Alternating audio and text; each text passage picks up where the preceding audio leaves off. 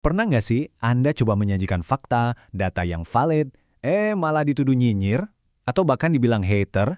Nah, dalam pembahasan kali ini kita akan bongkar habis-habisan mesin di balik manipulasi narasi dan psikologi massa. Kita akan bedah, kenapa kok kebenaran itu sering banget malah jadi musuh yang harus diserang habis-habisan? Oke, ini dia peta jalan kita. Kita mulai dari gejalanya, lalu kita bedah taktik utamanya. Setelah itu kita masuk ke ruang mesin psikologisnya, melihat bagaimana ini semua membentuk lingkaran setan, dan yang terpenting, kita akhiri dengan protokol praktis untuk melawannya. Oke, kita masuk bagian pertama. Kebenaran dianggap nyinyir. Mari kita bedah gejala awalnya. Ini sebuah fenomena yang aneh tapi nyata. Saat kita menyajikan fakta, kok malah dianggap sebagai sebuah serangan personal? Nah, ini dia pertanyaan fundamentalnya.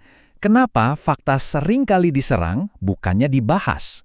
Kenapa setiap diskusi berbasis data seringnya malah berbelok jadi serangan pribadi? Ini bukan kebetulan loh. Ini adalah sebuah pola. Pola yang memang dirancang. Inilah yang sering terjadi di lapangan. Fenomena yang kita sebut ilusi lebih besar dari fakta. Jadi, saat ada data yang nggak nyaman dan merusak sebuah narasi yang indah, orang yang membawa data itu langsung dicap negatif atau pembenci. Tujuannya simple, mendelegitimasi fakta tanpa perlu susah payah membantahnya. Karena jujur saja, menyerang orangnya itu jauh lebih gampang daripada mengakui kalau ilusi yang nyaman itu ternyata keliru.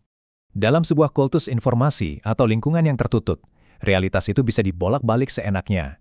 Kritik yang logis, yang pakai data, langsung dicap sebagai nyinyir atau sinisme. Tapi sebaliknya, dukungan buta tanpa pertanyaan sedikit pun malah dipuji-puji sebagai loyalitas. Inilah cara kerja pembingkaian ulang kenyataan. Kritikus diubah jadi penjahat, dan pengikut yang setia diangkat jadi pahlawan. Sekarang kita masuk ke bagian kedua. Kita akan bedah senjata utama yang paling sering dipakai untuk menghancurkan setiap diskusi yang berbasis fakta. Ini dia senjatanya, ad hominem. Taktik yang paling klasik, paling primitif, tapi luar biasa efektif. Aturannya cuma satu dan sangat sederhana. Kalau kamu nggak bisa bantah datanya, serang aja karakter orangnya. Lawan diskusi langsung dicap iri, dengki, benci, atau cuma cari sensasi. Ini bukan lagi adu argumen, ini sudah masuk pembunuhan karakter untuk mengalihkan perhatian dari fakta yang menyakitkan. Pertanyaannya sekarang, gimana caranya kita bisa mengenali narasi manipulatif ini dari awal, sebelum kita telanjur kejebak di dalamnya? Tenang, ada alatnya. Kita sebut saja detektor pseudoscam. Ada 6 tanda bahaya yang harus Anda waspadai. Pertama, klaimnya fantastis, tapi buktinya minim. Kedua, sering banget mencatut nama besar biar kelihatan kredibel. Ketiga, bahasanya hiperbola. Keempat, cocokologi paksa. Kelima, penuh drama dan janji tak berujung. Dan yang paling berbahaya, keenam, anti kritik absolut. Sedikit saja keraguan, langsung dianggap dosa. Oke, kita sudah lihat gejalanya, kita sudah tahu senjatanya. Sekarang yuk kita bedah ruang mesinnya. Kenapa sih taktik-taktik tadi itu kok efektif banget? Jawabannya ada di dalam kepala kita sendiri, dalam anatomi psikologis manusia.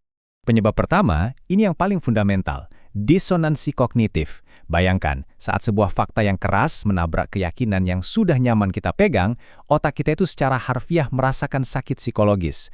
Untuk menghindarinya, otak punya mekanisme pertahanan otomatis, bangun tembok penolakan, lalu serang sumber rasa sakit itu, yaitu si pembawa fakta. Penyebab kedua, investasi emosional atau sunk cost fallacy. Logikanya begini. Semakin banyak waktu dan harapan yang sudah kita investasikan ke sebuah keyakinan, semakin berat rasanya untuk mengakui kalau kita salah. Makanya, pembelaan yang super agresif terhadap narasi palsu itu seringkali bukan lagi soal mencari kebenaran, tapi sudah menjadi upaya putus asa untuk menyelamatkan harga diri. Oke, kita sudah punya semua kepingan puzzle-nya, taktik manipulatif dan kelemahan psikologis kita. Sekarang, mari kita lihat bagaimana semua itu bersatu menciptakan sebuah perangkap mematikan yang bisa mengunci pikiran kita. Nah, ini dia perangkapnya, karantina pikiran, atau yang lebih populer disebut echo chamber, ruang gema. Ini adalah sebuah komunitas tertutup yang terus-menerus mendoktrin anggotanya dengan mentalitas kita versus mereka. Di dalam gelembung ini, loyalitas buta jadi segalanya. Semua informasi dari dalam ditelan mentah-mentah, sementara setiap kritik dari luar, wah itu sudah pasti dianggap serangan dari musuh. Dan inilah depil lingkaran setannya, langkah demi langkah. Fase 1, Anda terpikat pada janji manis. Fase 2, Anda mulai berinvestasi waktu dan harapan. Fase 3, mulai muncul fakta-fakta yang berlawanan. Fase 4, disonansi kognitif menyerang. Anda merasa terancam. Puncaknya, fase 5, Anda menjadi prajurit yang aktif menyerang balik si pembawa fakta demi melindungi investasi emosi Anda. Dan siklus ini terus berputar. Supaya Anda nggak bingung, ini ada alat bantu praktis, matriks diagnostik. Coba kita bandingkan. Kritik berbasis data fokus pada argumen dan bukti, senjatanya logika, tujuannya mencari kebenaran. Sebaliknya, serangan ad hominem fokus pada karakter dan niat, senjatanya label dan emosi, tujuannya cuma untuk membungkam fakta dan melindungi ilusi. Perbedaannya sangat fundamental. Terus kalau ini kita biarkan, apa akibatnya? Kerusakannya itu berlapis-lapis. Level 1 di tingkat individu, kita punya kepercayaan yang salah. Level 2 di tingkat komunal, terjadi pemutar balikan fakta berjamaah. Dan level 3, ini yang paling parah, matinya rasionalitas massa. Ingat, mengabaikan kebenaran tidak akan pernah bisa mengubah kenyataan. Cukup sudah kita bahas masalahnya sampai ke akar-akarnya. Sekarang kita fokus ke solusinya. Ini bagian terakhir dan bisa dibilang yang paling penting. Protokol literasi kritis, penawar racun manipulasi. Protokolnya sederhana, ada 3 langkah praktis. Pertama, dengarkan semua sisi. Beranikan diri keluar dari echo chamber Anda. Kedua, verifikasi secara independen.